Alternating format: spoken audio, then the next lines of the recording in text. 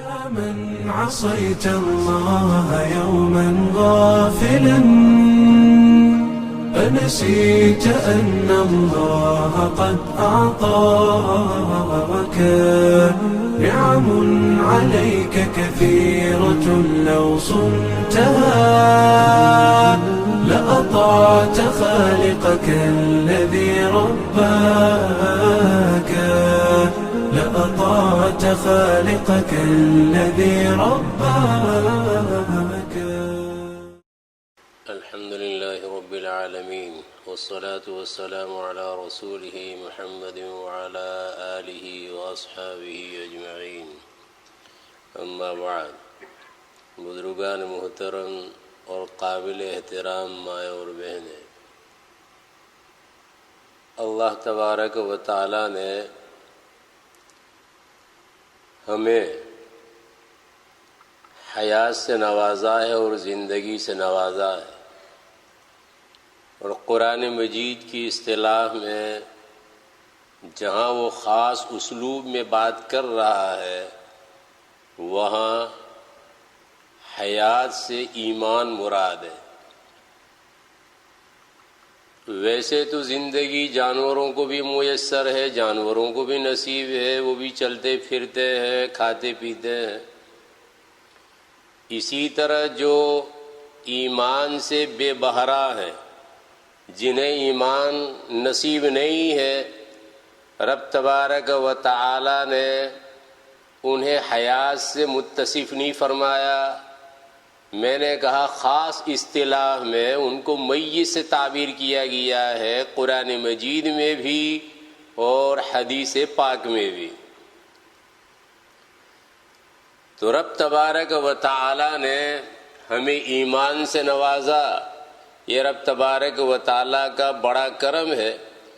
قرآن مجید میں ایک موقع پر ارشاد فرمایا رب تبارک و تعالی نے، یا ایھا الذین آمنوا استجیبوا للہ وللرسول اذا دعاکم لما یحییکم، اے ایمان والو استجیبوا للہ وللرسول، تم اللہ اور اس کے رسول صلی اللہ تعالی علیہ وسلم کی دعوت اور پکار کو قبول کرو۔ لما یحییکم، اللہ اور اللہ کے رسول کے کہنے کو بجا لانے کا حکم دے رہے ہیں اللہ تبارک و تعالی۔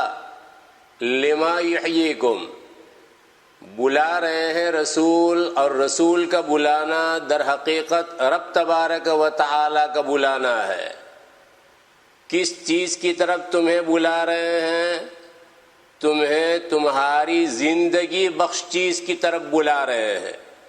لما یحییکم، اب یہاں ظاہری بات ہے کہ پکارا جا رہا ہے وہ آدمی تو زندہ ہے، اور رب تبارک و تعالی فرماتے ہیں کس چیز کے لیے بلا رہے ہیں رسول؟ اس چیز کے لیے جس میں تمہاری زندگی ہے، جو تم کو زندہ کرنے والی شے ہے، جو تمہاری زندگی بخش چیز ہے، اس کے لیے رسول تمہیں بلا رہا ہے۔ اسی سے یہ پتہ چلا کہ جو حیات جسمانی ہے وہ حیات جسمانی مراد نہیں ہے، کیونکہ رسول حیات جسمانی نہیں دے رہا ہے۔ رسول بلا رہا ہے تو وہ حیات روحانی کے لیے بلا رہا ہے۔ اسی لیے حضرت ابو سعید ابن المعلی رضی اللہ تعالیٰ عنہ مسجد میں نماز پڑھ رہے تھے، رسول اکرم صلی اللہ تعالی علیہ وسلم کا گزر ہوا، ان کے پاس سے حضرت ابو سعید ابن المعلی رضی اللہ تعالیٰ عنہ کو بلایا، وہ نماز میں تھے، جواب نہیں دیا۔ آپ علیہ الصلاۃ والتسلیم کے پاس نہیں گئے۔ نماز سے فراغت کے بعد وہ آپ علیہ الصلاۃ والتسلیم کی خدمت میں حاضر ہوئے تو آپ علیہ الصلاۃ والتسلیم نے فرمایا کون سی چیز مانے ہوئی تمہارے لیے میرے پاس آنے سے جب میں نے تمہیں بلایا تھا؟ تو انہوں نے اپنا عذر بیان کیا کہ میں نماز پڑھ رہا تھا۔ رسول اکرم صلی اللہ تعالی علیہ وسلم نے ارشاد فرمایا کہ الم یقل اللہ استجیبوا للہ وللرسول اذا دعاکم لما یحییکم، کیا اللہ عز و جل نے یہ نہیں فرمایا کہ اللہ اور اللہ کے رسول کی دعوت پر اور پکار پر لبیک کہنا ہے، اذا دعاکم، جب وہ تمہیں بلائے، لما یحییکم، لہذا جس وقت میں نے بلایا تھا تو نماز کا توڑنا، نماز کا قطع کرنا، جواب دینا، میرے پاس آنا تمہارے لیے لازم تھا، ضروری تھا۔ اب رہا وہ مسئلہ جو علماء کی یہاں بحث کے قابل ہے کہ نماز اس کی وجہ سے ٹوٹ جاتی ہے یا نہیں ٹوٹتی۔ رسول اکرم صلی اللہ تعالی علیہ وسلم اگر کسی کو بلائیں اور فوری طور پر جانا ضروری ہے تو اس جانے کی وجہ سے نماز اس کی باقی اور برقرار، کام ختم ہونے کے بعد جہاں سے نماز باقی تھی وہیں سے آگے بڑھانی ہے یا نماز کو اثر نو پڑھنا ہے، اس میں علماء کا اختلاف ہے، وہ اپنی جگہ پر۔ مجھے صرف یہ ذکر کرنا تھا کہ نبی اکرم صلی اللہ تعالی علیہ وسلم نے اسی آیت قرآنی کا حوالہ دیا اور یہ فرمایا کہ رسول جب تمہیں بلا رہے ہیں تو اس کا تقاضا یہ تھا کہ تمہیں فوری طور پر میرے پاس آنا چاہیے تھا۔ بعد میں رسول اکرم صلی اللہ تعالی علیہ وسلم نے یہ ارشاد فرمایا کہ مسجد سے نکلنے سے پہلے میں اعظم صورت تمہیں بتلاؤں گا، صورتوں میں جو سب سے زیادہ عظیم صورت ہے وہ میں تمہیں سکھاؤں گا۔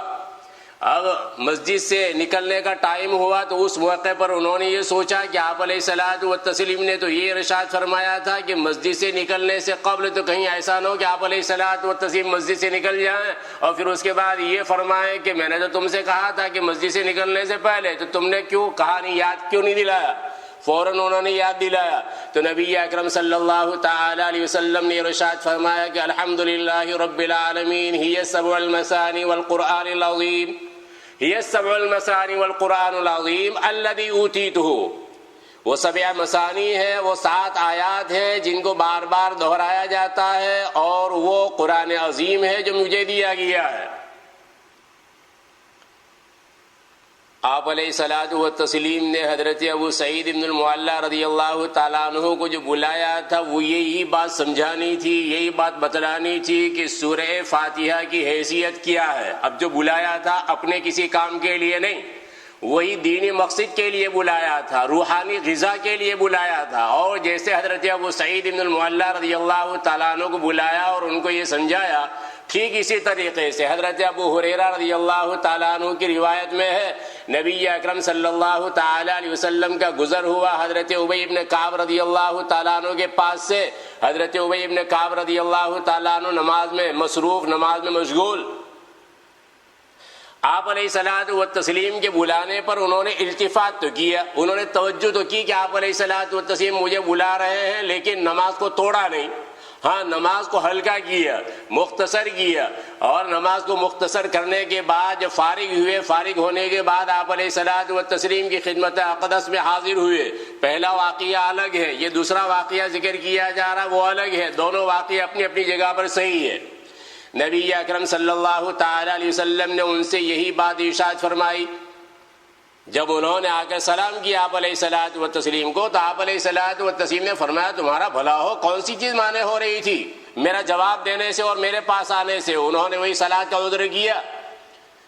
رسول اکرم صلی اللہ تعالی علیہ وسلم نے اسی آیت قرآنیہ کا حوالہ دیا کہ یہ آیت قرآنی تقاضا کر رہی ہے کہ تمہیں فوری طور پر آنا چاہیے تھا میرے پاس جب میں نے تمہیں بلایا تھا۔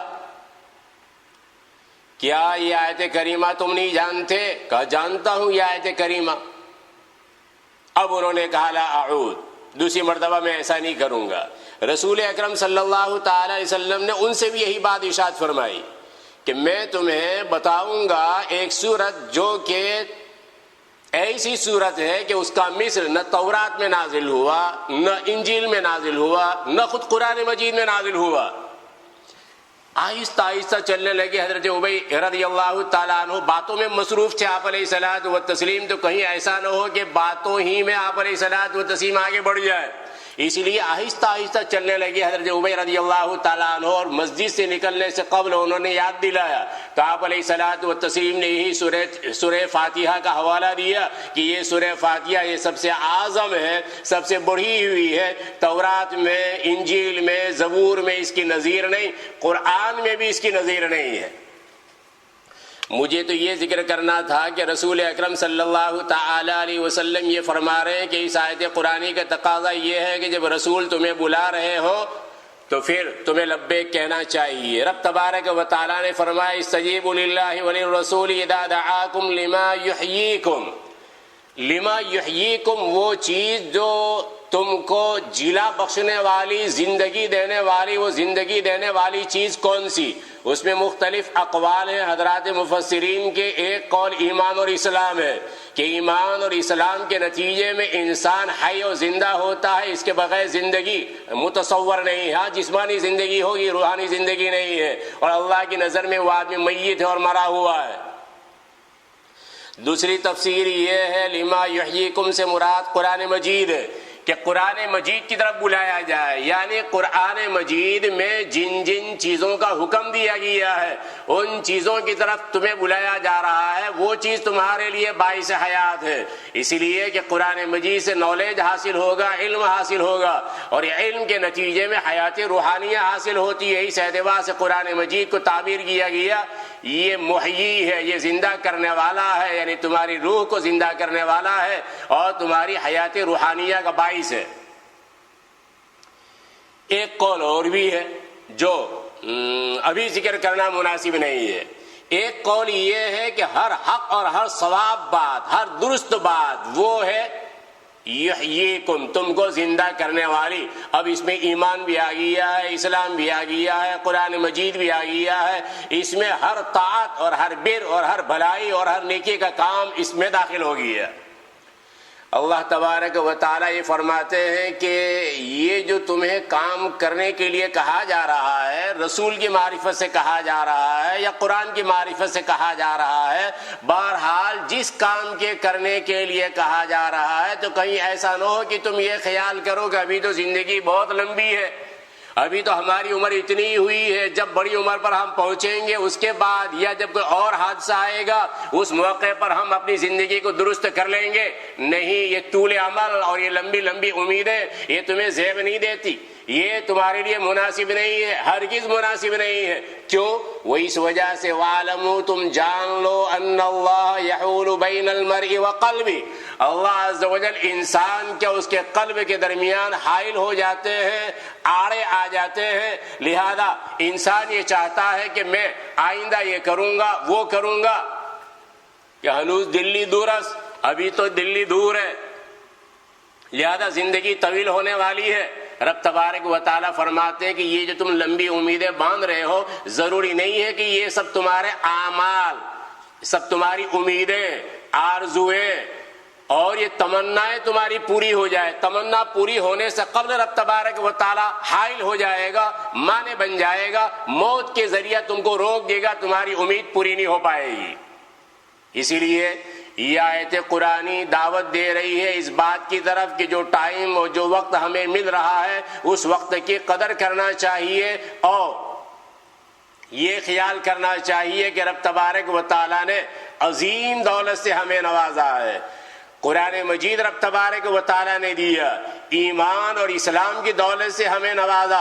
لوگ یہ سمجھتے ہیں فلاں ہنر جانتا ہوں میں، فلاں ہنر جانتا ہوں، اور اس کے نتیجے میں اپنے آپ کو بڑا سمجھتا ہوں، عظیم سمجھتا ہوں، اوروں کے مقابلے میں مجھے فوقیت اور برتری حاصل ہے۔ امیہ ابن ابی سلط کے بارے میں مورخین لکھتے ہیں کہ یہ جانوروں کی زبان کا جاننے والا اور طیور کی اور پرندوں کی زبان کا جاننے والا، لیکن لوگ اس کا اعتبار نہیں کرتے تھے، لوگ یہ سمجھتے تھے کہ ویسے ہی زبانی جمع خرچ کر رہا ہے۔ ایک مرتبہ یہ کچھ لوگوں کے ساتھ جا رہا تھا، اس نے یہ دیکھا کہ ایک ریوڑ جو ہے وہ جا رہا ہے، بکریوں کا ریوڑ جو ہے وہ جا رہا ہے،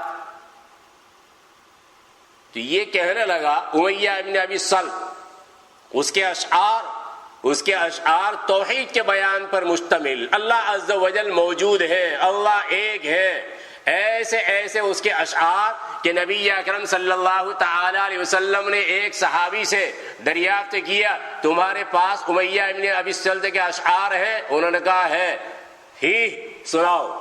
ایک سنایا، آپ علیہ الصلوۃ والتسلیم فرما رہے ہی اور سناؤ اور سناؤ، 100 اشعار آپ علیہ الصلوۃ والتسلیم نے اس امیہ کے سنے ہیں، اور یہ اسلام لانے کے لیے چلا تھا۔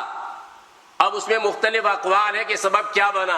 ایک سبب یہ بنا تھا کہ جب اسے پتا چلا بدر کے میدان سے وہ گزر رہا ہے, کسی نے کہا کہ تمہیں پتا ہے کہ اس کنویں کے اندر میں کون کون, اس میں عتبہ ہے, شیبہ ہے, ابو جہل ہے. ارادہ بدل دیا کہ اچھا یہ محمد نے صلی اللہ تعالی علیہ وسلم ان کو تہہ تیگ کیا, ان کو قتل کیا, ایمان نہیں لانا ہے. آپ علیہ الصلوۃ والتسلیم نے اس کے اشعار کو سننے کے بعد فرمایا آمن لسانہ وکفر قلبہ, اس کی زبان تو مومن ہو گئی, زبان مومن ہو گئی, توحید کی باتیں کر رہا ہے, لیکن وکفر قلبہ, اس کا قلب جو ہے وہ کافر ہے. یہ امیہ ابن ابی سلط نے اپنے ساتھیوں سے کہا کہ یہ ایک بکری جو رہ گئی ہے پیچھے, یہ بکری اپنے پیچھے جو اس کا بچہ ہے اس بچے کو یہ کہہ رہی ہے کہ تم جلدی چلو جلدی چلو, اس لیے کہ گزشتہ سال تمہارے بھائی کو بھیڑیے نے اسی جگہ پر کھایا تھا. امیہ ابن ابی سلط نے یہ بات کہی. ساتھی لوگوں نے پوچھا کہ اس کے امتحان کا موقع آیا ہے, تو ساتھی لوگوں نے وہ جو رائی تھا, جو چرواہا تھا, اسے پوچھا, کہا کہ کیا تمہاری کوئی بکری جو ہے یا بکری کا بچہ گزشتہ سال یہاں بھیڑیے نے کھا لیا تھا؟ تو کہا کہ ہاں. تب لوگوں نے مانا کہ اچھا واقعی یہ جو کہہ رہا ہے اور دعویٰ کر رہا ہے کہ یہ جانوروں کی زبان کا جاننے والا اور پرندوں کی زبان کا جاننے والا, تو یہ بالکل حق بجانب ہے اس دعوے میں, اور اپنی اس بات میں وہ سچا ہے. میں یہ کہہ رہا ہوں کہ انسان سمجھتا ہے کہ یہ کمال کی چیز ہے, یہ کمال کی چیز نہیں ہے. رب تبارک و تعالی اگر ایمان دے رہے ہیں, اسلام کی توفیق سے مالا مال کر رہے ہیں اور قرآن مجید کی دولت سے مالا مال کیا ہے, رب تبارک و تعالیٰ تمہارے اتنے قریب آ گئے ہیں, اتنے قریب آ گئے ہیں کہ جس کا تصور نہیں کر سکتے. اب تمہیں ایک قدم بڑھانا ہے, رب تبارک و تعالیٰ کو اور زیادہ تم اپنے کلوز پاؤ گے اور اپنے قریب پاؤ گے. نحن اقرب الیہ من حبل الورید کا معنی اس آیت قرآنی سے بھی نکل رہا ہے. وَاعْلَمُوا, جان لو ان اللہ یحول بین المرء وقلبہ. تفصیل کا موقع نہیں. رب تبارک و تعالیٰ جو کچھ کہا گیا صحیح معنی میں سمجھنے کی اور قابل عمل چیزوں پر عمل کی توفیق میں رحمت فرمائے. آمین. وآخر دعوانا الحمدللہ رب العالمین وصلی اللہ وسلم علی سیدنا محمد وعلی آلہ واصحابہ اجمعین.